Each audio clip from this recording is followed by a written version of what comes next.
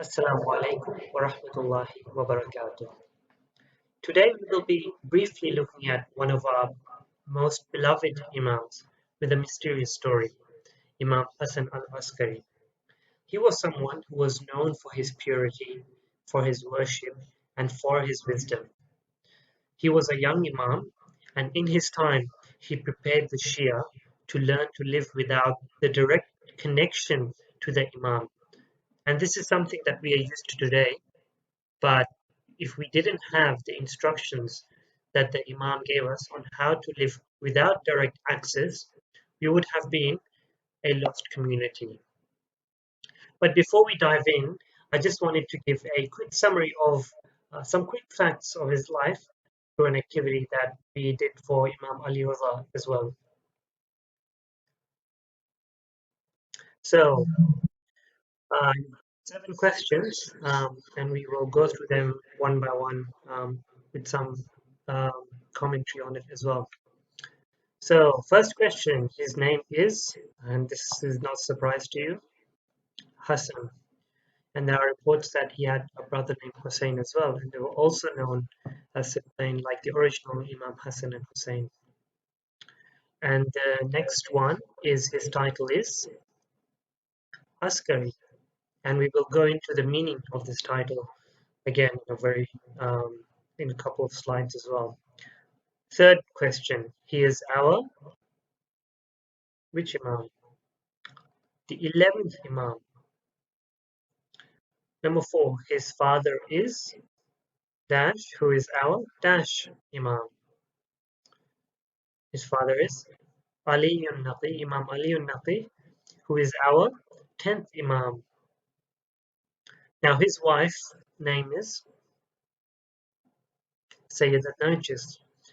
Now remember, Sayyidat Narjis was the one who again had a very interesting story on how they became together, and she was someone that Imam appeared in her dream, and she was brought from another land, not where in Medina. So came from Rome, and there's a movie on it called The Princess of Rome as well. Some of you might have seen it, and that's after Sayyida Narjis. Okay, and the sixth question is he is buried in Samarra, Iraq. Apologies if I went quick on that one. It was probably the harder question. And the seventh question is he died on, what's the date? The 8th of Rabiul Awal on the 260th Hijrah. Remember, Imam Mahdi was born on the 255th, and Imam Hassan Askari passed away on the 260th year after Hijrah, or after the arrival of the Prophet to the city of Medina. Okay, with that, let's start to talk about his life. So Imam Hassan al-Askari, like his father, was born in the city of Medina, and his father was forced to move to another city where he was placed in house arrest for his time there, imprisoned. So Imam Hassan Askari also lived most of his life in prison and house arrest as well. And while he was in house arrest, he was spied on all the time. So he didn't have the freedoms that some of the early Imams had, even though they were also in quite difficult circumstances. So you might be wondering what Askari means. Askari means military town or garrison. So he is known by this name because he spent his life under arrest in a military town called Samarra. So that was the name of that town, and it was a military town. It was a military capital.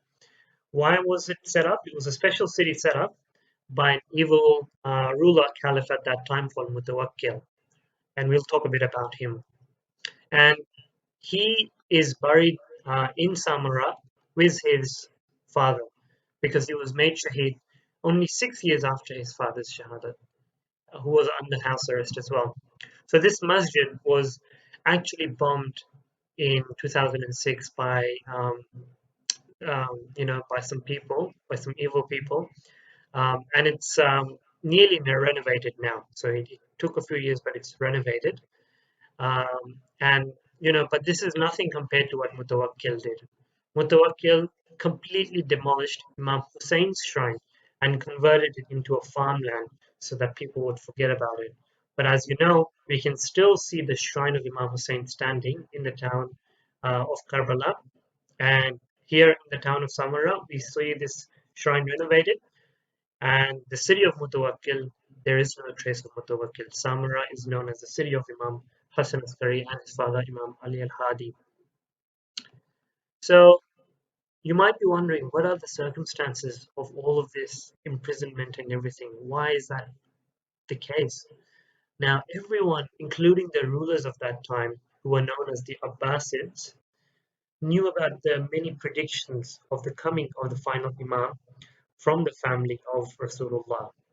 They knew that the predictions mentioned Imam al-Mahdi, and the Imam al-Mahdi would remove evil and injustice, and he would bring truth and justice. So that is why the rulers and caliphs, they feared our Imam and they put them in house arrest. They kept spying on them. They did all of those things. So again, this is an interesting story. Imam Hassan al-Askari, he lived a very short life. Um, and in that short life, he was full of hardship and full of, again, the oppression that was happening around him with the Abbasids. He was only 28 years old when the Caliph Mu'tamid, he mixed some poisons with his fruits and made Imam eat it, which caused his martyrdom. Who does that remind you of? That reminds you of Imam Ali Rida as well, right? So it was a common pattern among the Abbasids to do this. Of course, the Imams at that time, generations of Imam, starting from Imam Jafar al-Sadiq, were all poisoned by the Abbasid Caliph. And before that, you had the Umayyad dynasty, right? So Imam Hussein was made shaheed by Yazid. Imam Hassan was made shaheed by Muawiyah. Imam Zain al-Abidin was made shaheed by another Umayyad, and whose name I'm just not recalling at the moment. Um, and yeah, so all of these Imams were either made shaheed by one of these two dynasties, right? So with Harun al-Rashid and Mamun al-Rashid, and then with Imam Hassan Askari by Mu'tamid. So uh, in the 5 years since Imam al-Mahdi's birth, only a very few close companions knew about Imam Mahdi's existence. They were all asked to keep it a secret. And the reason was because they wanted, Mu'tamid was keen to make sure that the generation of Imam Hassan Askari would stop. He was someone who was recognized as, being maybe on par with Yazid in terms of his evilness and his hatred towards the Ahlul Bayt. He wanted to put an end to the Ahlul Bayt. But obviously, Allah's plans are always greater than plans of anyone else. So Imam Mahdi was born, and in that time, Imam knew who his close companions were. And although Mu'tamid's spies were everywhere and they were looking for Imam Mahdi, they couldn't find him, except for this one incident where he briefly appeared in the public, and then until today he is an hidden, uh, reality for most of us. So what happened was, after the martyrdom of Imam al-Hassan Askari, the Salat al-Mayyit, the funeral prayer, was done privately inside the house with the family members, companions, and some of the representatives or wakils of the Imam Hassan Askari. So at that time, there was a person, and you might uh, read about him in the future. His name was Jafar. He was the brother of Imam Hassan Askari, and he stood in front to lead the salah. But this was someone who, although was the brother of Imam Hassan Askari, was not in the same level of the close companions of um, his, of Imam al-Mahdi. So that tells you that, or Imam Hassan Askari. So that tells you uh, how secret Imam Hassan Askari made sure of Imam al-Mahdi. So Ja'far, the brother of Imam Hassan, stood in front, and before he could start, a 5-year-old boy came up to him and requested him to move aside and to recite the Salah. Do you know who was that boy? The 5-year-old boy. It was Imam al-Mahdi. He was 5 years old. Can you imagine a 5-year-old? There's someone who are just starting kindi. There's someone who's coming to Jafar, the brother of Imam Hassan Askari, telling them to move aside, that they have more right to lead the prayer um, over his father than anyone else. And out of the haiba, out of the light of Imam, Imam came in front, and they all led the prayers behind him. And then that was the time when publicly Imam al-Mahdi was not seen again. So what happened after that? Well, Imam al-Mahdi went into something called Ghaibatul Sughra. And but before we talk about that, we will talk about how Imam Hassan al-Askari trained us, the Shias, to live without the direct connection of Imams. So up until that time, um, the people, up until the ninth Imam, the people still had some sort of connection to the Imams. They were able to visit them. They were able to um, ask them for their problems and solutions, and they were able to do a lot of these things. After Imam Ali al-Naki, this was a time where Mutawakkil, he put his family, including Imam Hassan al-Askari, under house imprisonment. And what that meant is that that connection started to reduce, started to drop. Imam Ali al-Naki started the steps in which we were trained in some of the systems on how to uh, get our knowledge from the scholars who got their knowledge from Imam Ali al-Naki at that time. And then Imam Hassan al-Askari was the one who nominated the first Na'ib. Na'ib means representative of the Imam. And this was a formal appointment. Um, and the Na'ib was there to guide the Shias of that time because Imam Hassan al-Askari was not having that direct access that, was starting to get more and more restricted. So this is something that is, again, a stepping stone into into how we get to understand the laws of our religion today as well. So when Imam Mahdi went into Ghaibat al-Sughra, which was the small disappearance, which was roughly around 70 years, he gave the authority to his naibs, representatives, to guide the Shias of that time. During the Ghaibat al-Sughra, Imam had how many representatives? How many representatives did he have? He had 4 in total, right?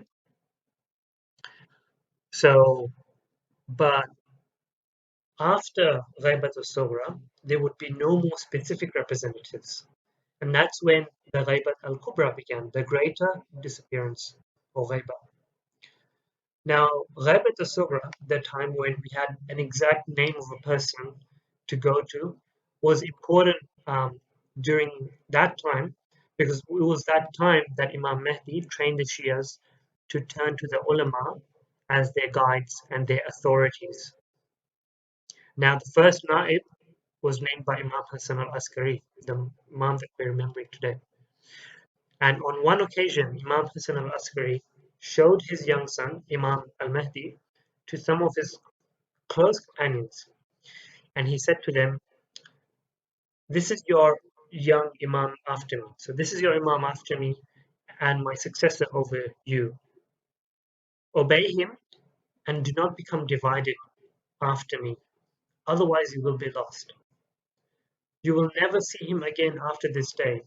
So if you have any questions, direct them to Uthman ibn Sa'id and accept what he tells you, for he will be the representative of your Imam to you. So Uthman bin Sa'id is the first representative. Now, let's go to understanding, um, the 8th of Rabiul Awwal, the event that we're commemorating today.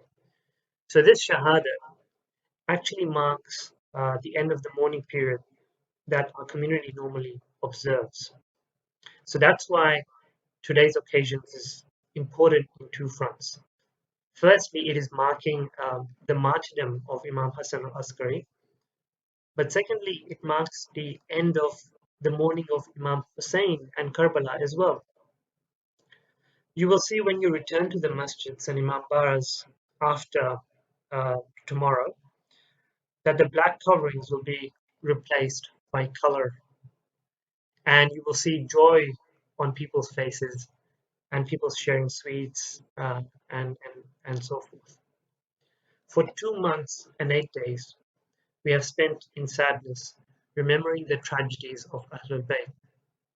And if you don't already do so now, in the future you will feel so thankful, and we look forward to the next Muharram and raising the black standards, and seeing the whole mourning processions in the next Muharram. And why is that? It's because we feel a special spirituality and energy in these months that are not comparable to any of the other ones. There is a special heat that is in our hearts for Imam Hussein, and we look forward to these months to um, to mourn Imam Hussein. And we also get the energy in these months to keep remembering the reason of Imam Hussein's sacrifice and to take part in his mission to promote virtue and good actions and prevent bad actions as well.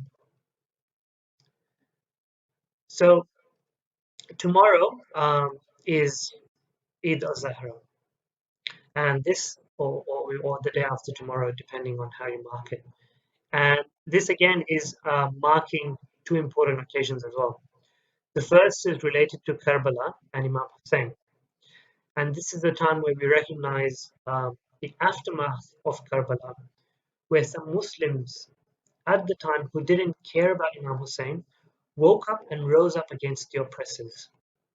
They formed and raised an army against those who mercilessly killed Imam Hussein and his children and tortured the women and kids. And this was the army of Mukhtar. So when the women they heard about the news about the martyrdom of Imam Hussein being avenged, and they heard about that Umar ibn Sa'd and Ubaidullah ibn Ziyad, they've been faced with the revenge of the followers of Imam.